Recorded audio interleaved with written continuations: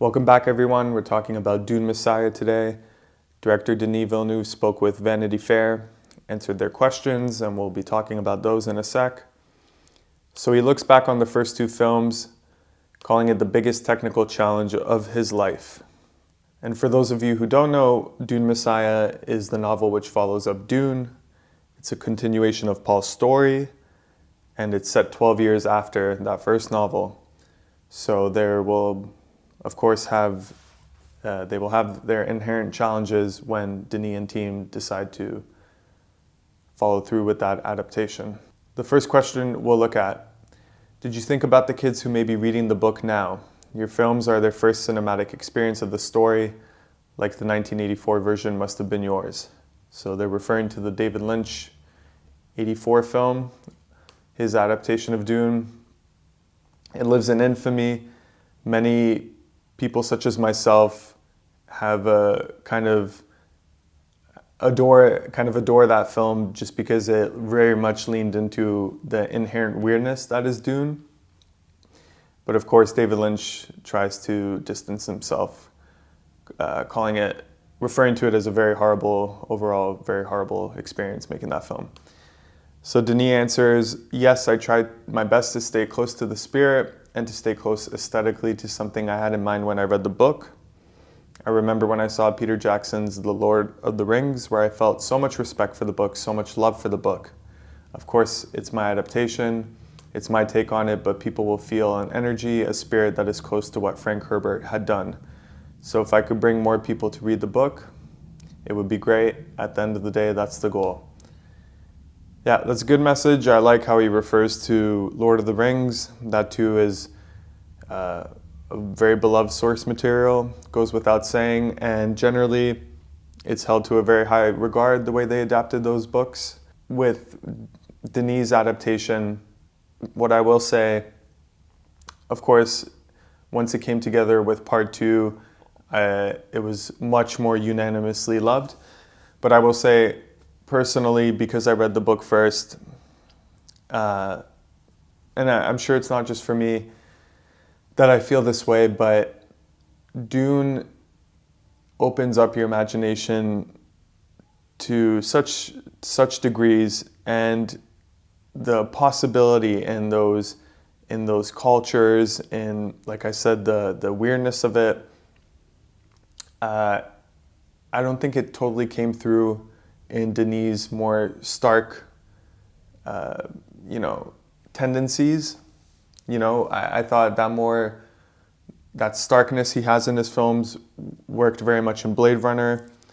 But I think with Dune, what ended up happening, at least to me again, I'll say that, it felt like keys in the ignition of the car, which the car still didn't get turned on.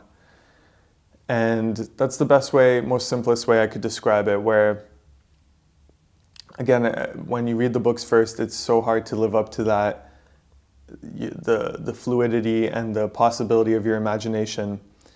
But I respect Denis because he too was a lover of the book first, and he had to obviously make many sacrifices to adapt it. And I commend him for that. Okay, next. They continue saying, there are more books after Dune Messiah. Do you think about directing more movies or letting someone else continue this as a franchise? Denis says, listen, if Dune Messiah happens, it will have been many years for me on Arrakis. I would love to do something else. I think that it would be a good idea for me to make sure that in Messiah, there are the seeds in the project if someone wants to do something else afterwards. Because they are beautiful books. They are more difficult to adapt. They become more and more esoteric. It's a bit more tricky to adapt, but I'm not closing that door. I will not do it myself, but it could happen with someone else. Yeah, okay, so Denis is one of those filmmakers. He's a one project at a time kind of guy. That's very good. It's make sure he has vision focus on whatever he's doing. But that being said, he wants to do other things, and he's been in this world for over half a decade now, and he's still very much coming off as ambitious and genuine about being happy to do this experience. But you're gonna inherently get tired after a while, and there's other things building up that you want to do. And I definitely believe for the kind of person he is, how he speaks, that he's going to do it justice, he's going to do it right. That's all good.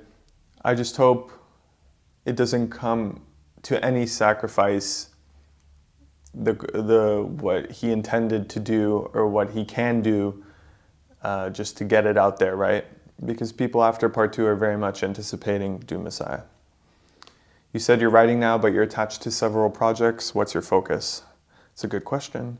The thing that I envy in my past is that nobody cared about what I was doing next. He laughs. No, I'm joking. But it was easier to stay under the radar, and I don't like to have a lot of projects on the stove. I like to do one thing at a time. I have too many things right now. It's true that I'm working on Rendezvous with Rama, and that screenplay is slowly moving forward.